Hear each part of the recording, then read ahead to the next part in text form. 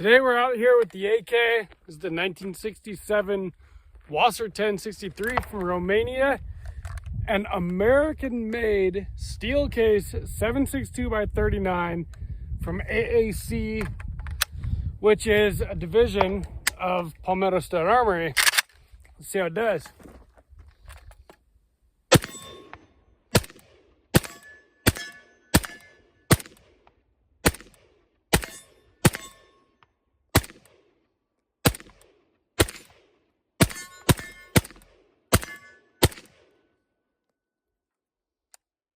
Welcome back to Sawtooth Tactical. Shooting AKs is a lot of fun. The AK itself is a really cool rifle platform.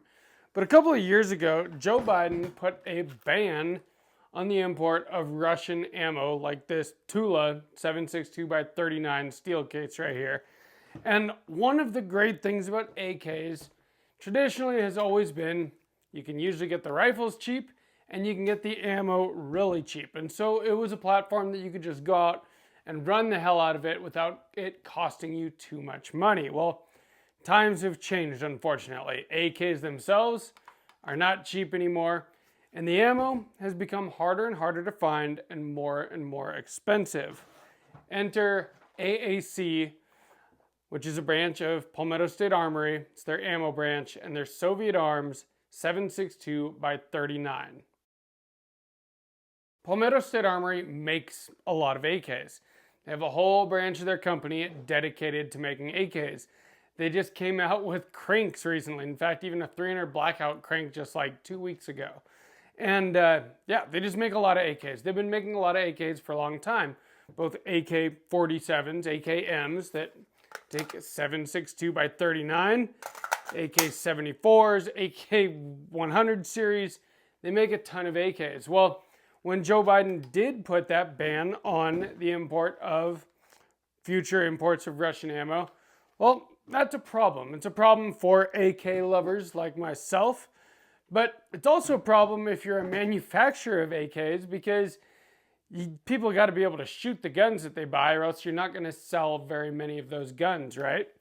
Well, so the Russian ammo ban, it was a complicated thing. So it did ban the future import of Russian ammo, although contracts that were already out there were still allowed to finish. And so there were already a lot of contracts for import. And so even since that ban, we have still seen Russian ammo coming in, but less and less, and the cost has gone up. It's a lot more expensive than it used to be. And so PSA, being the smart company that they are, I mean, they're a big firearms company at this point. And, you know, if they want to be able to sell their AKs, people are going to have to be able to get ammo to shoot them. And so they announced a few years ago that they were going to start making steel case 7.62 by 39. They already make all kinds of other ammo. I've been running their 9mm 124 grain for a long time. Their 5.56. I've used a lot of their 300 blackout. And it's all been really good ammo. But it's also all brass cased. I mean, this is their supersonic 300 blackout right here. I've used a ton of that. 147 grain 9mm. I shoot that in this, the AR9, ever since I got the suppressor because it's subsonic. But the manufacturing process for steel cased ammo is a totally different animal than brass cased ammo is. Now, generally, steel-cased ammo, like this Tula, has always been cheaper, but that's because the comm bloc countries, Russia and other countries in that area that make it, have been making steel-cased ammo for years, and they have all the tooling. All those initial startup costs were paid for a zillion years ago, and really, I mean, it's not capitalism over there. It was paid for on the backs of, you know, conscripts and workers getting paid basically nothing. Is not like what it costs in the United States to set up manufacturing. And so nobody in the United States had the capability to manufacture steel-cased 7.62 by 39. But why steel-cased anyway? Well, AKs honestly were designed to run steel. Now, I run brass-cased ammo in all of my other firearms. Only brass-cased ammo. but I only run steel case in my AK because that's what they were designed for, and they run it very well. And so PSA, they decided we're gonna make some steel cased ammo. But is it any good? Well, I've been testing it, and that's what we're gonna talk about in this video today. How does it stack up against, honestly, what is cheap ammo? Well, let's talk about it. But first, let's have a quick word from our channel partner. This video is sponsored by Aura. You will never be able to afford a Staccato XC if you're getting hit with scammers all the time, and Aura takes care of that for you. In fact, they take care of all of your online security all in one place. You get a VPN, you get home title monitoring, parental controls, but the big one is you get data broker removal. Now, what does that mean? Aura goes online, you take just a couple minutes to set it all up, and then they scour the dark web, the regular internet, everything out there, and they find anywhere where your data has been leaked. And they submit opt-out requests on your behalf, which removes you from any of those lists. And what that does is it removes you from lists that are accessed by scammers and by spammers, and more than that as well. But I've been using it for about 7 months now. And you know what? I used to get calls all the time, people trying to scam me through my debit card, through my bank account, and it caused me a lot of problems at one point. I don't get those anymore, and I haven't gotten those calls in 7 months.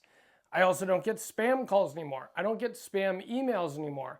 All of that stuff has been gone from my life, and it's really nice just to know that my information isn't out there anymore, and that I don't have to worry about getting scammed anymore, and I'm not receiving spam anymore. Those are the biggest things that Aura has done for me, which honestly has really improved my life and just kind of puts me at ease. And they can do the same for you. If you use my link down below, aura.com/sawtooth-tactical, you get 2 weeks free trial. That's 14 days to try it out and see if you like it. If you do want to stick with it, it's only $12 a month after that. And you get all of those things that I talked about earlier and more. I think that it is absolutely worth it. I appreciate them for sponsoring the channel. Now back to your regular scheduled program. It is a beautiful day to shoot an AK. God, I love it out here. I hope you guys enjoy the scenery as much as I do.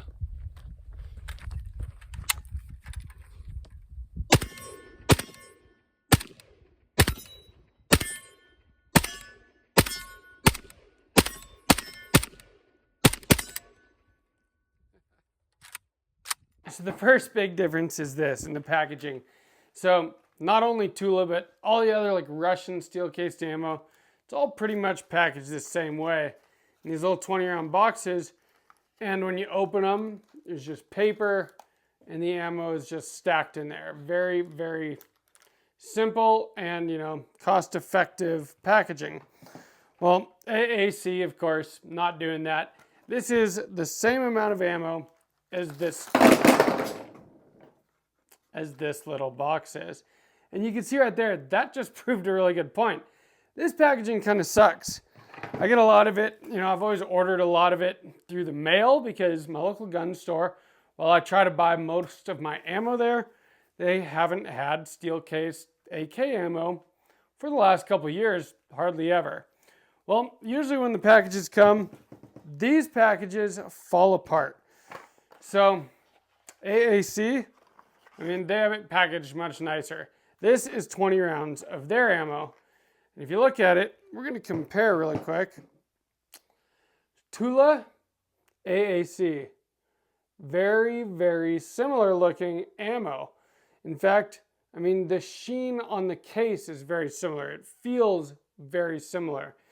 If I put these all in a pile, I might have a hard time knowing which one was which. I really do love shooting the AK. It's such a different experience than shooting ARs, which I do all the freaking time.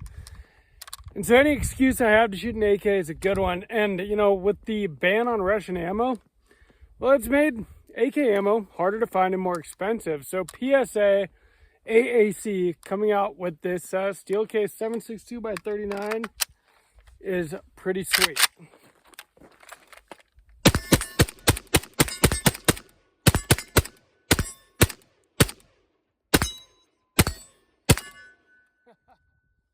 And I think that that's a good thing. I mean, I think that is what they were going for, was to produce ammo that was just like the ammo that these guns were designed to shoot. And I've got ammo all over my table now in front of me. But so a long time ago, when the ammo ban was first announced, I bought a bunch of this. This is Ammo Incorporated, steel-cased 7.62x39. But it does look very different. As you can see, it's got like a lacquer-coated case. And yeah, it's just a different looking round. I've had no problems with this. This stuff works great. In fact, when I first got this, I thought I did have a problem with it because I was getting light primer strikes and I thought it was the ammo. Well, it turns out my AK has enough rounds ran through it that it was time to replace the firing pin. So I did, and now it eats anything that I feed it, no matter what. And in fact, I did shoot some of this today as well, just to kind of compare them. But so, why did I say that I think it's good that it looks like this cheap Tula? Well, because that's what AKs were designed to run, was this cheap ammo. But this cheap ammo works. It's pretty hot, honestly. I mean, the way that these things are gassed when when you shoot an old AK like this is a 1967 Romanian Wasser 1063. I mean, it ejects the rounds like freaking 20 yards. It's crazy. There's just some powder behind it. But the other thing is this, is 7.62x39 is a hard-hitting cartridge. Lots of times when I've done AK videos on this channel, I have steel targets that I shoot, and I've broken them like almost every time that I've shot the AK. I've broken one of the targets. That doesn't usually happen when I go out shooting ARs or handguns. But it usually happens with the AK. It didn't happen today, which is good because now I don't have a target that I have to fix. There is something just really fun about shooting an AK.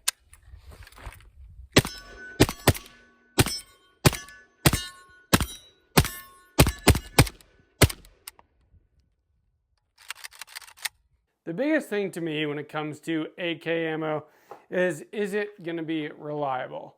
Well, I haven't tested this stuff long term yet, but I've put a bunch of mags through this gun, and these are old school, steel magazines.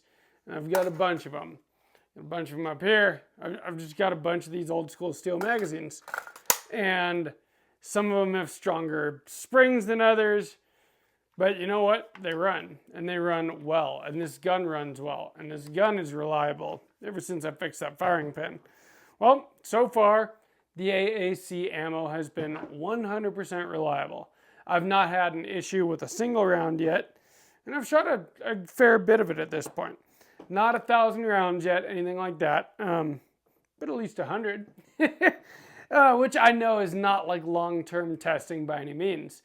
But I got to order more of it, and I needed to keep at least one box to show while I was making this video. So I literally shot all of it that I had except for one box, and it all ran great. It all ran just as well as any Tula I've ever had, just as well as this, just as well as any of the other, again, cheap 7.62x39 that I ever used to buy that comes from Russia and the other COMBLOC countries. This stuff seems to work great. And honestly, I wouldn't be surprised if it's more reliable, being that that it comes from an American ammo manufacturing plant. I mean, I've seen videos of AAC's facilities, and they have a top-of-the-line ammo manufacturing facility, which makes sense because, like I said, I've ran a lot of their other ammo. 300 Blackout, 9mm, 5.56, and it's all ran really well. I've had no problems with any of it. And I've run thousands of rounds of their 124 grain 9mm. And literally, it's been perfect. So I expect the same out of their 7.62x39. How is the accuracy? Well, I don't really use my AK as a precision weapon. I don't have a big scope on it. In fact, I don't have any kind of optic on it. Now, it does, have a rail to put, an optic plate on it, or not an optic plate, but, a Picatinny mount. And I don't even have one for it because for some reason, the big driving factor that made me buy this AK was the aesthetics. Before I even was into guns, I knew what an AK looked like. And so when I decided it was time for me to buy an AK, I wanted an AK that looked like what I thought an AK was supposed to look like, which is exactly what this looks like. And so I haven't done anything to it. I bought it secondhand and it already had this Hogue grip on it and it just feels so good that I never switched it out. And then of course, me being the trigger snob that I am, had to put an ALG trigger in it because Geisley, well, ALG, Amy Lynn Geisley. Reliability seems to be good with the AAC ammo so far. Let's see about accuracy. Now, we are just shooting iron sights, but this isn't that far of a distance.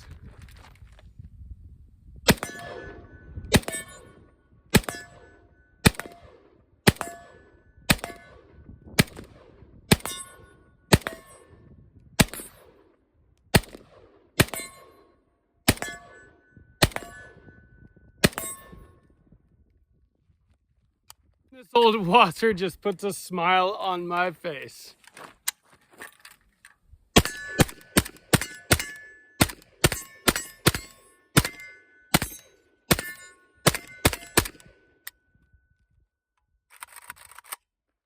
So other than, the grip and the trigger here, this AK still looks very stock. I haven't done anything to it. But my point is that, it's not a gun that I use for precision long range. This is a gun that I use to have fun at the range. But I did shoot it, back as far as I could go where I was today. And didn't have any problems with it. Shooting with iron sights, it seemed to be just as accurate as any other AK ammo that I've ever shot. So honestly, I think that, this Soviet Arms ammo is a good way to go. Now, is it going to be as cheap as AK ammo used to be? Absolutely not. Maybe someday, it did just kind of get released a few months back at this point. And so, there are those startup costs with manufacturing. And so right now it costs AAC more to produce this than it will later on once they've recouped some of that initial investment that it took to set up, steel-cased ammo manufacturing. So at some point, hopefully, we will see the price of it kind of come down. But at the same time, it's hard for me to get my hopes up when it comes to that because since I've been a gun owner, I've rarely seen the price of ammo come down, any ammo. It's one of those things that just always seems to only really go up, unfortunately. But what I will say is this. I think I bought this stuff for $8.99 for 20-round boxes. Well, that is the same price that I was getting this Tula for the last time I was able to find it. And lately I haven't even been able to find it. It does seem to be cheaper. It's definitely cheaper than any of the 7.62x39 at my local shop because what they have is mostly brass-cased Bellum 7.62x39, which, I've heard is good ammo. But to me, part of the joy of the AK is cheap ammo. So you can just go out there and shoot the hell out of it. And so that's also kind of part of the point of the steel case. So hopefully we do see the price of this stuff come down. We'll see if that happens. But even if it doesn't, at $9 for a 20-round box, I mean, that's about as good as you can find, 55 grain 5.56 for. Actually, honestly, I've seen some for about $1 less than that recently. Ammo prices are pretty decent right now compared to where they've been the last few years. So I do think that it's a great time to buy ammo. But if you were thinking about getting into an AK and you were worried about not being able to find affordable ammo for it because of Joe Biden's Russian ammo ban, well, fear not. PSA, AAC, they are producing ammo that to me is pretty much the same stuff. Tula, AAC, it works great. and you will be able to run your AK.